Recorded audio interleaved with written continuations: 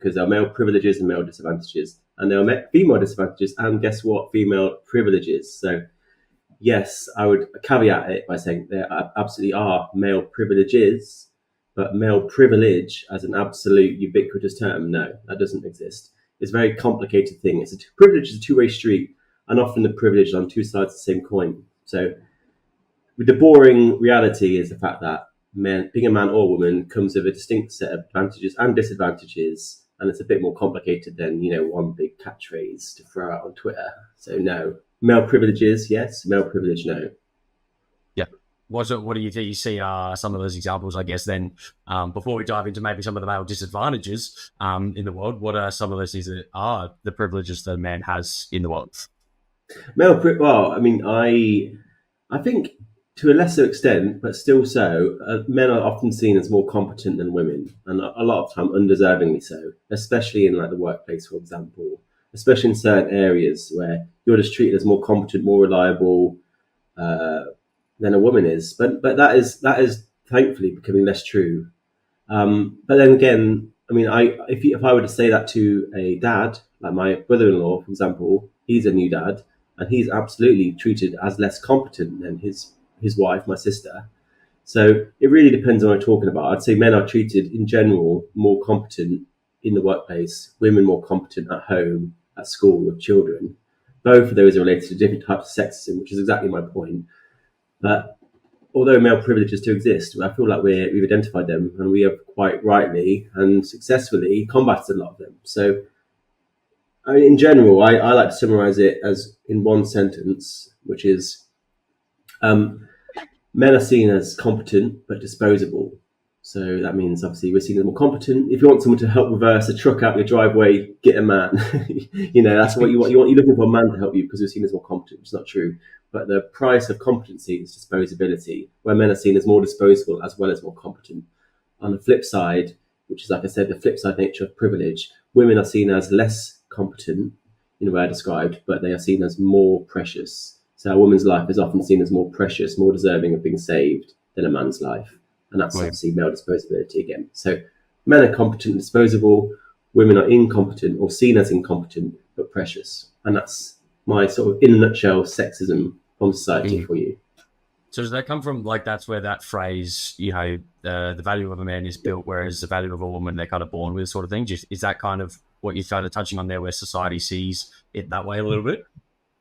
I try. It's just difficult speaking catchphrases because I feel like there are certain places where a man does have to prove his worth, but then I feel like there's plenty of women that are trying to enter male-dominated spaces, especially, like I said, at work, where they have to prove their worth and might even have to prove their worth more than a male colleague would. So there are women and men listening to you say that will both agree and disagree simultaneously, and both will be right to disagree and agree simultaneously, because it really depends on who you are, what we're talking about. But absolutely, like I said, my brother-in-law, who's an absolutely wonderful man and a great father, he's been raising his child for like 4 years now, and he's never been invited to like the playground girls group, the women's group that all wait outside the playground for their kids. He's never once been spoken to, and he's a wonderful guy and a great dad, and it's like he's not been accepted. So I feel like he has to prove himself more than a mother would. Whereas maybe one of his mothers go back to work, she might have to prove herself more than a male colleague. So it really depends on the context, unfortunately. Yeah. Would some of those situations potentially be truthful in the fact of like biology and things like that? Like, I know a lot of people will talk about the conversation around why maybe like females are better at being the nurturer, the carer, because they are the birther of the child, sort of thing. Do you think there comes some point where then you go, okay, well, on average, we're going to see a female be more competent at that role because it's just a more natural thing to occur? I'll put my cards on the table. I'm not a dad. I've got no children, so I'm probably going to stumble into a lot of ignorant things when I answer this question. So here's your preemptive apology for that. Yes and no. In general, in the very early years, a mother is probably more important than the dad, largely because she can feed the baby more effectively than the dad. In terms of like breastfeeding and stuff like that. Later in life, I would say equally important. I would say dads are extremely important in socializing children, especially boys. And in a generation of like boys, especially a generation of boys growing up without a father, that we're all paying the price for that, because boys who don't have dads more often pick up a knife or join a gang, or go off the rails, get suspended, misbehave in school, become violent more often, and that's the price we all pay. So it's difficult to argue that mothers are more important to children when, as a society, we're all paying the price of the devastating impact of fatherlessness.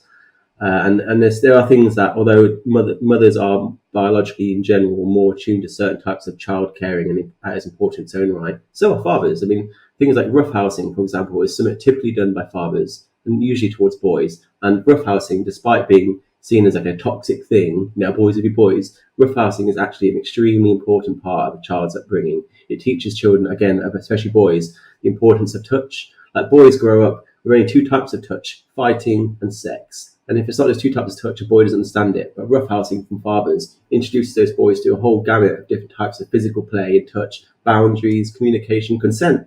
So those are lessons typically taught by fathers to boys through roughhousing, and I'd say they're hugely important as mothers, and fathers are as important as mothers too. Really, again, it really depends on who we're talking about and when. Like I said, I'd say at the very beginning, you need mothers perhaps more than fathers, if only just for like the breastfeeding side. But in general, I would say equally important. And all you have to do is look outside, and look how much gang violence, knife crime, suspension, exclusion, falling behind in school, homelessness, addiction, suicide, mental health issues. These are all positively correlated with fatherlessness, and shows that a boy without a father often is more likely to go off the rails in one of the ways I described. Do you think that's something that could be like reconciled with just proper male role models in their life as well, which we could, dive down the route of, the schooling system that's massively female dominant, and then like where, if a boy doesn't have a dad, where are they finding this source of information and this, talking about the touch, the consent, and all these other factors here? Like, where else are they going to get it from? Is that really even good enough point in itself? If they do get that, is that still enough compared to a father?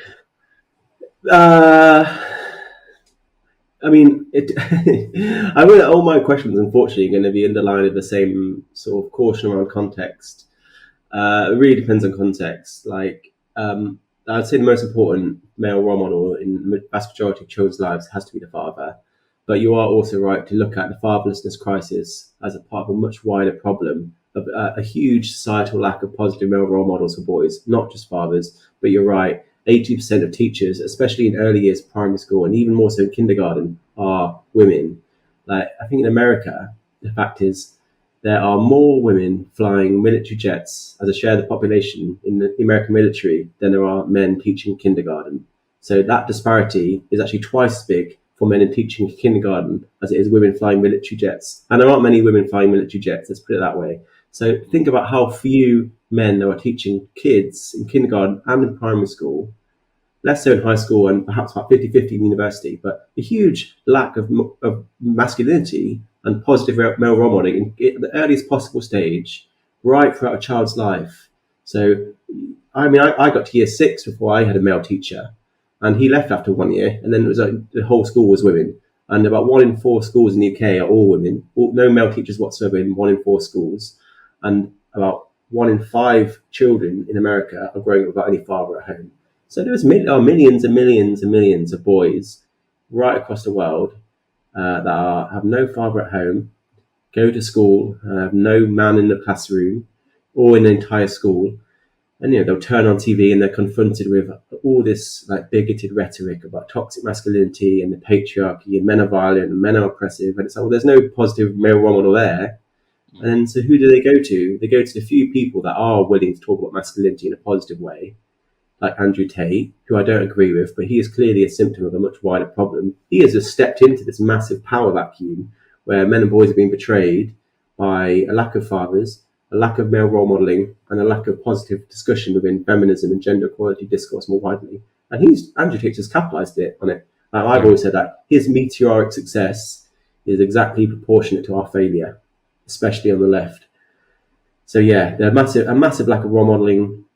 We all pay the price as a society in the way I described, especially for gangs and people like Andrew Tate just grift and exploit these men and tell them what they want to hear.